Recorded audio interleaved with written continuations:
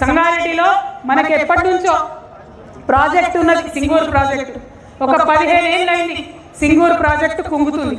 తెలంగాణ రాకముందేమో అదే ఉమ్మడి ఆంధ్రప్రదేశ్లో ఉన్నాం, మన ప్రాజెక్టులకు అన్యాయం చేస్తున్నాం అన్నాం. 15 ఏళ్ళు అయిపోయింది సింగూరు కుంగబట్టి, 5 ఏళ్లలో తెలంగాణ వచ్చింది. మరి ఇక్కడ నుంచే మొట్టమొదటి ఇరిగేషన్ శాఖ మంత్రి ఉమ్మడి మెదక్ జిల్లా నుండి ఆనాడు హరీష్ రావు గారు ఉండే. మరి హరీష్ రావు గారు ఉండి కూడా సింగూరు కుంగుతుంటే ఆలోచన చేయలే, ఒక్క రూపాయి కూడా ఇయ్యలే. ఇవాళ సింగూరు మీద ఆధారపడి 60,000 ఎకరాలు రైతులు ఉంటారు, వ్యవసాయం చేసుకుంటారు. హైదరాబాద్ నగరానికి తాగునీళ్ళు కావాలంటే సింగూరు నుండి రావాలి. ఆనాడేమో ఆంధ్రుని తిడుతుంది, మరి మనం వచ్చినాక ఏమైంది? ఎందుకు మంచిగా చేసుకోలేదు సింగూరు? తప్ప కాదా? చేయాలన్నా వద్దా? తెచ్చుకున్నదే తెలంగాణ నీళ్ల కోసం, నిధుల కోసం, నియామకాల కోసం. మరి నీళ్ల విషయంలో అన్యాయం చేస్తుంది. ఇప్పటికీ సింగూరు కుంగుతూనే ఉన్నది. 2016-18 మా ప్రెస్ మిత్రులకు గుర్తుంటుంది, సింగూరు మొత్తం ఎండిపోయింది వానలు లేక. ఆనాడు రిపేర్ చేసే అవకాశం ఉండే కానీ చేయలే. ఇప్పుడు ఏమైతుంది పరిస్థితి?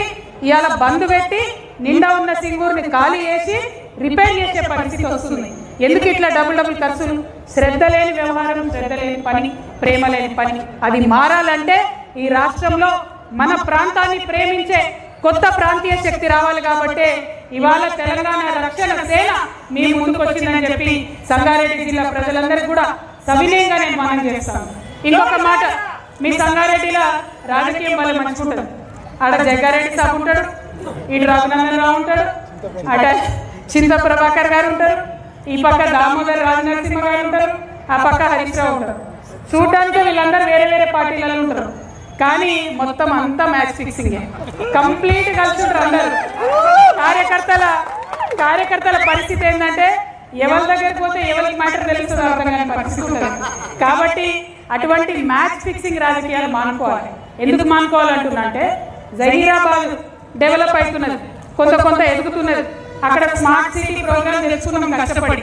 తర్వాత నిమ్స్ వచ్చింది, భూసేకరణ చేసిండు, అక్కడ పరిశ్రమలు వస్తున్నాయి. ఇప్పుడు అక్కడ బుల్లెట్ ట్రైన్ ఇస్తామని కేంద్ర ప్రభుత్వం డిపిఆర్లో మొదలు చెప్పింది. మొన్న కొత్తగా వచ్చిన డిపిఆర్లో బుల్లెట్ ట్రైన్ లేదు.